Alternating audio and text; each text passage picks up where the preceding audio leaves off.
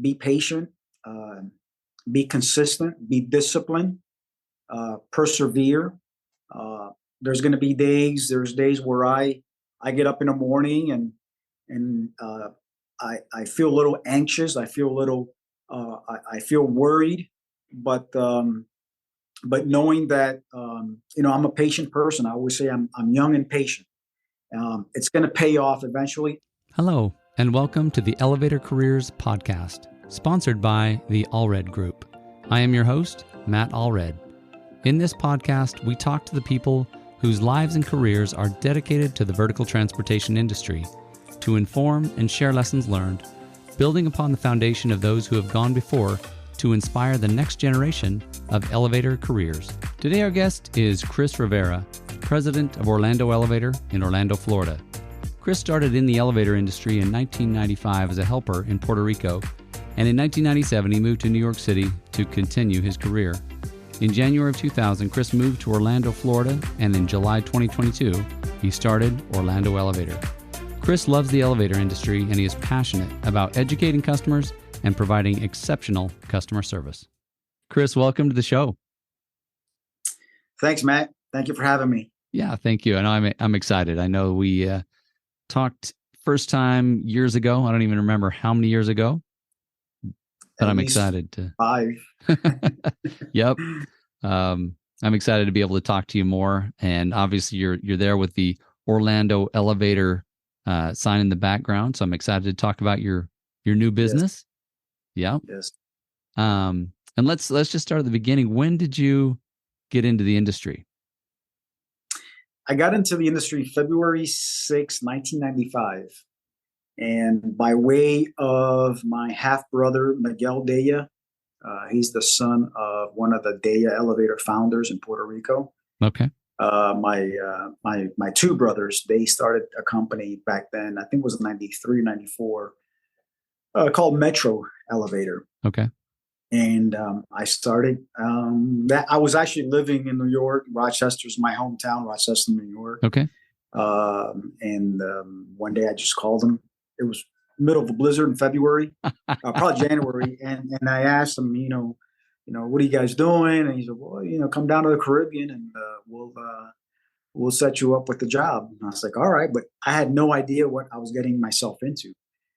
So you knew nothing about the elevator industry, but you knew you didn't like snow. Is that what I hear? Correct. I was tired of the snow. And so it sounded, I was 20, 21 years old, I think it was. Okay. And it sounded, the Caribbean, paradise, the beaches, the weather, it sounded good to me versus, middle of a blizzard in January. I was like, yeah, I think I'll go to the Caribbean. I was single, I had no ties, nothing to hold me back. So I started with them. First day on the job, they put me with one of their seasoned mechanics, and he jumped on top of the elevator, and I was like, I'm not gonna get on top of that. So he was showing me around, what's the pit, what's the car top, and how the elevator runs, and the machine room. And it was really all new to me. I had no idea that, and living in New York City, New York and Rochester, I lived in a 16-story building. I had no idea that's right. You'd only been in the box, right?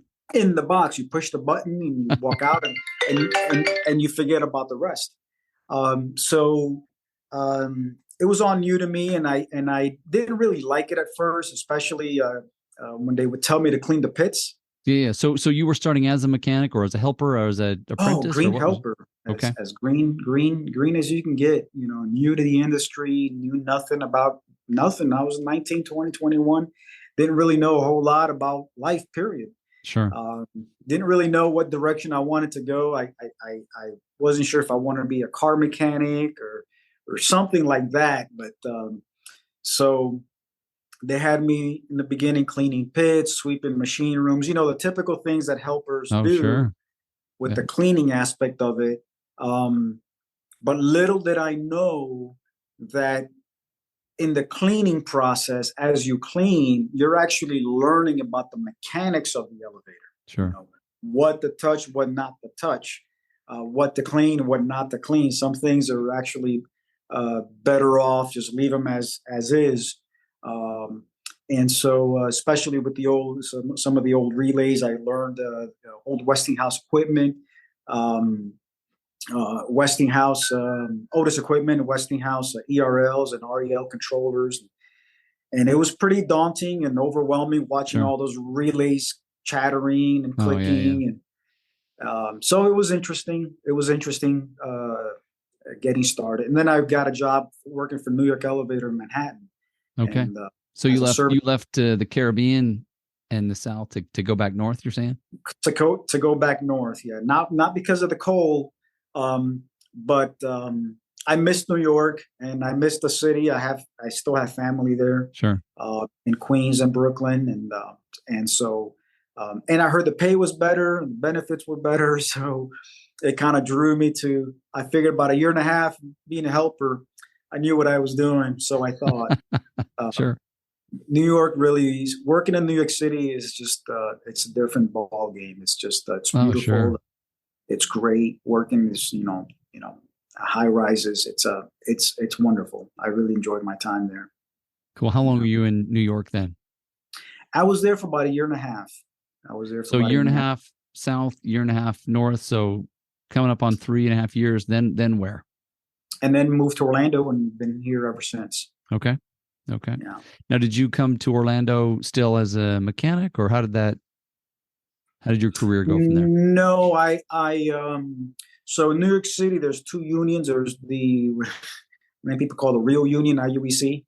And then you had the IBW, International Brotherhood of Electrical Workers. They had a division, elevator division, that's Local 3. Right. And that's where I was working under.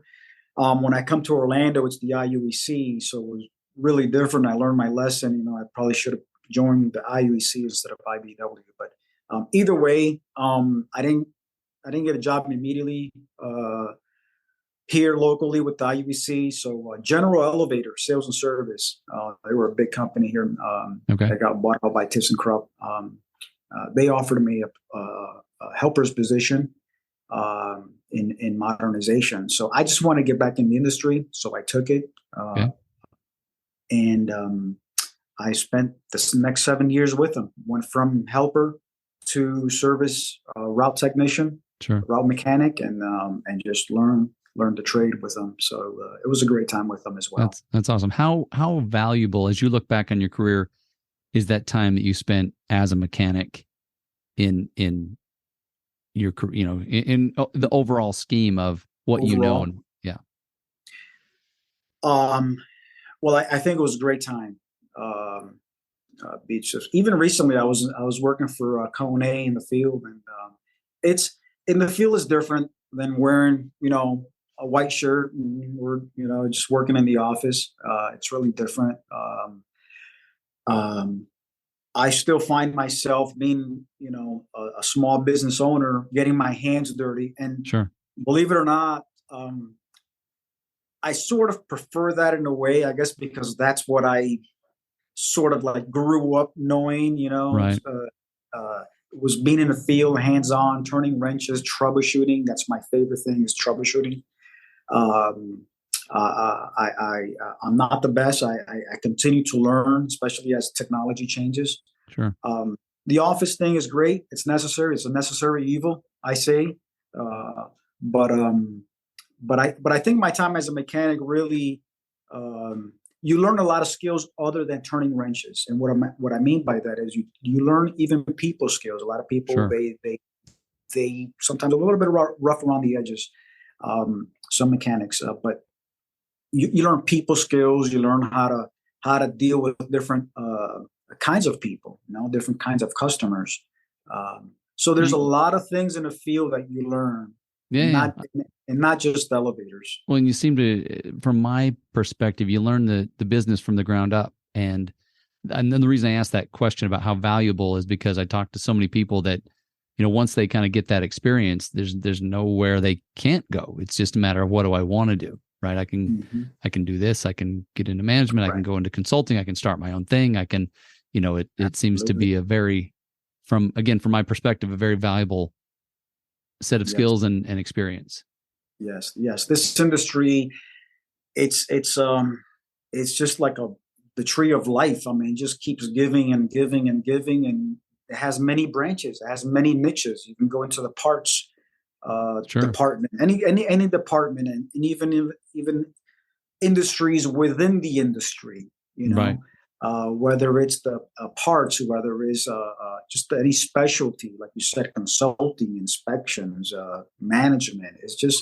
It just keeps giving, and now, this is 2023, and we see how many changes have occurred from investment groups acquiring, and the acquisitions and the mergers, and just different ways of this industry growing, and almost like reinventing itself. It's pretty amazing times we're living right now, actually. Very different from when I started. Yeah, absolutely. 20 some years ago. Sure. No, I'm sure. You talked about the relays clicking around. I mean, certainly you probably still see those on older machines, but obviously that's not the way that technology is going. So you're seeing a variety of technologies being deployed all at the same time, and then getting out there to try to work on one and then work on something else that's totally different. Yeah, it's amazing how you go from job to job, from building to building, and you're working on this old relay logic, and then your brain has to shift to, okay, now I'm dealing with more of a software issue. It's not mechanical; it's software, and it's pretty interesting. Yeah. So from General Elevator, what was kind of your next step? From General, I tinkered around. I opened up a little small business. That's when I really started to. I guess I'm an entrepreneur at heart, Mm-hmm. and I've always been. From when I was 12, I had my paper route. Sure. Kind of, you call the shots when you're doing. You got your own route, and you get that money coming in, and like, this is good. I can make as much as I want, or as little as I want. And work whenever you want. Yeah. So I started a little company, but it was mostly like residential elevators and wheelchair lifts. Okay. And that I did actually pretty well with that.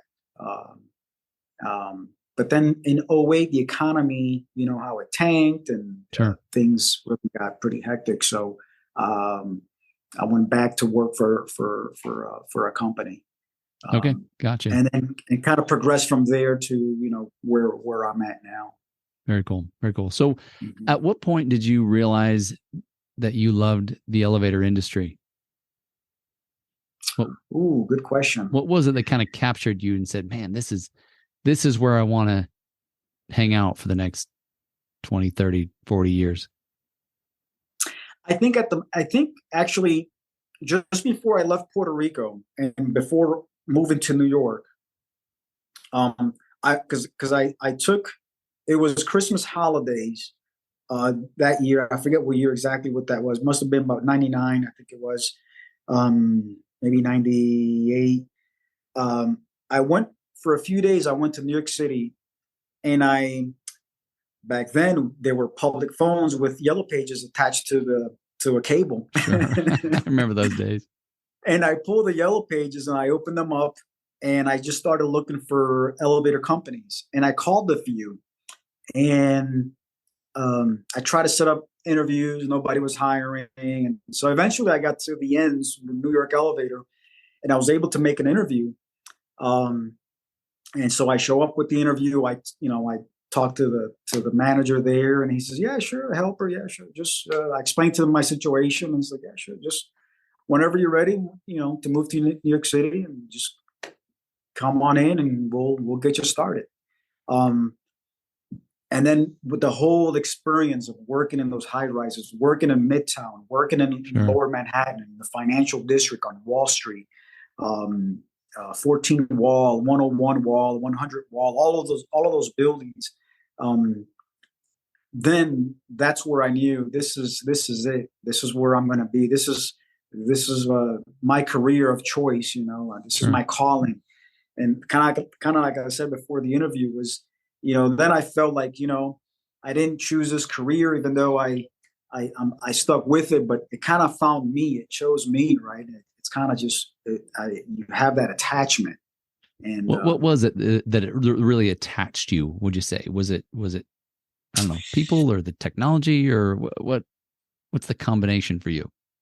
I think it's the uniqueness of the job. There's no other job like it. There's no other career like it. And I'm sure other people say the same thing about their careers, but this is a niche market. You pull up Sure. the yellow pages and you find a bunch of plumbers, a bunch of painters, a bunch of electricians, a bunch of air conditioning guys, companies. And kudos to them. Those are very, we use them. We need them, right? Sure. I mean, especially in Florida, if you live in the north, you need a heating company. Sure. But the listing for elevator companies, I mean, it's really short. Sure. The industry is small. You look at the conventions, you've got 2,000 people. That's a lot of people. But is it really? Not really. Sure. It's a small, and I think the uniqueness of it, just about every friend of mine, everybody that I encounter, they ask me, so what do you do for a living? I said, well, I'm in the elevator industry. I repair elevators, I service them, make them new. They're like, oh man, you're the only person that I know that does that. They know no one else. Right. Or they maybe they know the father-in-law, the cousin, the brother knows somebody, that their neighbor or whatever, but it's very rare. It's very rare. Yeah. Yeah. Yeah. Well, and obviously the people within the industry, you've got that bond with them, and you've Yes. probably built some cool friendships over the years. Who were some of your mentors early on that really helped you gain a vision for what this industry is about? My brother, my oldest brother, he started being his father was one of the founders of Day Elevator, which was founded in 1967, I believe. Cool. And they're still in business. They're the largest in the Caribbean. He showed me the ropes. He showed me a lot of do's and don'ts. So he's my biggest mentor. Still to this day, I call him. Sure. And I ask him. He kind of anytime I have a question or anything, I just call him. And so he's my. And then through the industry itself, just other folks that maybe they're not mentors in the sense that they're mentors, like what a mentor is, but definitely I call them, I pick their brains, and they too also give me very good advice. So, but my biggest mentor is my brother, hands down. Yeah. That's awesome. So you brought us to 08. You sold your small company. You went to work for a bigger company, and then fast forward a few years, and you kind of created your own. Tell me a little bit about Orlando Elevator.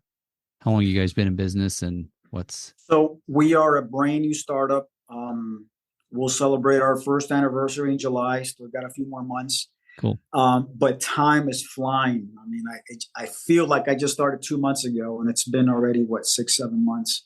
And so I chose the name Orlando because I with my previous business, I was running all over the state of Florida, and the state of Florida is a very large state. Oh yeah.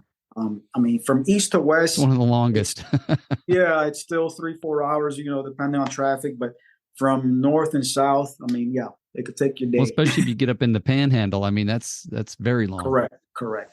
So I didn't want to do that this time around. You learn as you go, and and even managing for other companies. I had a large territory with another company, and I didn't want to do that. Sure. My focus, because one of the main reasons, I want to be able to, even if we had 18 technicians, I want us to respond immediately, the same day. Cool. If we preach a 2-hour response, 1 hour response time, which is the typical what everybody sells, but very few people actually come through. Sure. We want to come through with that. We want to be able to be responsive. And so I thought, well, let's stay regional. Let's just stay, I call it the triangle between Daytona, Cocoa Beach, and Orlando, and kind of anything in between. A little bit of the outskirts in Lake County and Polk County. And I thought Orlando was just, it wasn't taken. I mean, it was available. And so I think I struck gold, and I'm looking for the domain name orlandoelevator.com. It was available, surprisingly. Yeah, that's Um, awesome. I paid actually a premium for it, but I won't say how much, but it was quite a bit. But you got it, right? That's the But important I thing, got it. apparently. Yeah, yeah, yeah. So are you doing residential, commercial? Are you doing a mix, or how does that work? So we're doing strictly commercial. Okay. I give up on the residentials and wheelchair lifts, even though I get calls. And I did quote one wheelchair lift because it was local right here within minutes from the office. Sure. Um, but strictly commercial. Again, I wanted to pick a region and then a niche market. Not so much niche because other folks do commercial as well, but Right. stick to one thing within the industry. Um, I know the website says different, but I'm gonna be changing that. Um, but I chose just commercial Yeah. service, modernization, repairs. Um, we're not delving into new installations just yet. New installation it's also a different, it's a different animal, if you will, different beast. Sure, sure. Well, especially if you're not an OEM, right? It's a little trickier to Yeah, I mean, you can install being a non OEM, but um, it just entails a lot of effort working with the GC, the true timelines. Then architects and it's wait, hurry up, right? They have you wait, and then all of a sudden, hey, we need the elevator. We need a CO for the building like tomorrow. So, and it takes equipment and personnel and just a whole lot that because I've been on that road as well, and just working with GCs, it's never pleasant. So I'd rather not at this moment. yeah, yeah, yeah. No, it makes sense. Makes sense. And I'm sure there's Mhm. plenty of service, plenty of repair and mod to go around in Oh yeah. Orlando. Oh yes. Correct. Yeah. Especially now with the door lock monitor. I know everybody's getting into that. Sure. It's a big deal right now. Um, but even more, I'm actually not even doing that much as I thought I would. Maybe as the deadline approaches, and of course, knowing the state of Florida, they'll probably give another 3-year extension. So we'll never actually be done with that. Right. But just repairs and mods, people, there are still a lot of old elevators in Central Florida, and of course, there's still some lingering hurricane damage Sure. that actually we're making some repairs as well. So yeah, there's always something going on.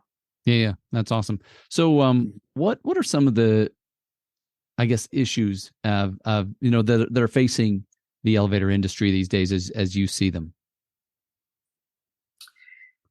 Challenges Um, maybe? yeah, I don't know. I'm not against all the mergers and acquisitions. That's okay with me, especially at this point. Mhm. That I've started Orlando Elevator. Um, I don't know. It seems customer service and customer support from some of the vendors, it takes longer to get an answer. I don't remember that being that way. I may be wrong with some particular, suppliers. Um, but for instance, calling technical support to certain individuals, certain companies, you're now placed on a hold list, and they may or may not call you the same day, or they may or may not call you the same week. They Yeah. may forget about you. You got to call back and say, hey, I've got this ticket number you gave me. What's the status? What number do I make in line? Um, that may have been always that way. I just don't remember.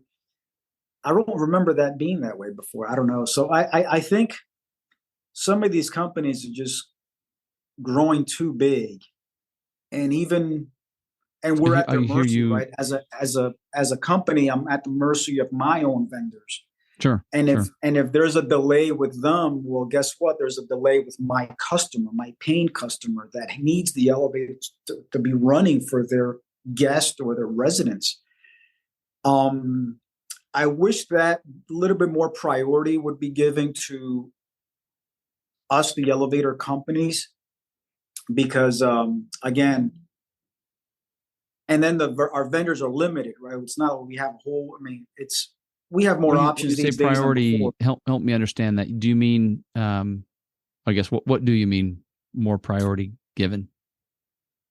So if we have a shutdown, if we're calling for either technical support or Okay, right. or hey, we need this part, a little bit more, and it may be that some of these companies aren't hiring enough people to keep track of the orders. I don't know what it is. I don't work for them. I don't know what how they're doing business. So in other words, if you're servicing a particular brand of elevator and you call them for, hey, I need this part from you because you make it.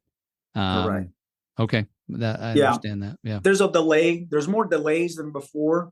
Okay. So if there's a delay on their end, there's going to be a delay on my end to get my customer's elevator up and running. Sure. That's just kind of what I'm seeing. Sure. I don't want to complain too much because then they'll put me on the bottom of the list for complaining. But I just wish. But some are very good. Some I actually order parts and I get them the next day. So Nice. it's not everybody, but I think with the mergers and acquisitions, some of that customer service is being lost somewhere down the line. And if they can rectify that somewhat, and we can be more responsive to our customers, and instead of saying, "Hey, I know there's a supply chain issue now," right. But I think we're kind of getting over that little by little, and everybody's expecting that things are going to take a little longer. Sure. But let's still be work a little bit more efficient for that. So, and that's all. Yeah. No. Well, and I guess there's always work to be done. Yeah. There's a lot to do, and I obviously, if you're a doctor's office on the second floor, you got to have your elevators, or you're kind of out of business. So, yeah, you got a critical industry. Correct. And I even serviced, there's a animal hospital on the second floor of a building that I service. And so even, for the pets, you need the elevator for the pets because some of them are overweight or they just need, sure, vets care. So. Maybe their leg is injured, right? You gotta be able to go up and down for sure. Yeah, correct. Yeah. Well, I guess, we're kind of getting toward the end of our time, but I want to end with a question about just ask you what kind of advice you would give to newcomers to the industry. Maybe they're business owners, or maybe they're starting their career. What are some things you learned, and what would you share?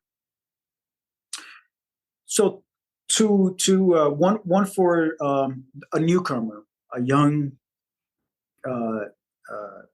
guy or gal. I'd like to see more gals in the industry, honestly. More female mechanics and business owners and of the sort. And there are actually see more than before. But for a newcomer into the trade, you've chosen a great industry, and be patient. It's going to pay off. And save. Like my father used to say, open up that 401k, put 10% if you can, and just save, because it's a very rewarding industry. On top of it's rewarding emotionally or anything like that, as a career, but it also pays well. Sure. But you have to manage your money right, and invest. So definitely come in. You've chosen the right career, right job, and save. And then for a new business owner, same thing I was told: be patient, be consistent, be disciplined, persevere. There's going to be there's days where I get up in the morning and I feel a little anxious. I feel a little I feel worried, but knowing that I'm a patient person. I always say I'm young and patient. Right. It's going to pay off eventually. I've seen it. I've lived it before, and these are different times. So and so far I can't complain. So God has blessed me. I give Him the honor and glory. And we've got MAs on the books. We've got repairs on the books. We've got service accounts. It's just gone extremely well. We're extremely blessed. So be patient is the biggest thing, is be patient, but be very disciplined. Don't get up in the morning and say, well, I don't have any service account, I'm going back to bed. No, right. You got to go out there, knock on doors, make phone calls, Not everybody likes sales. It's sales is a whole different creature, if you will.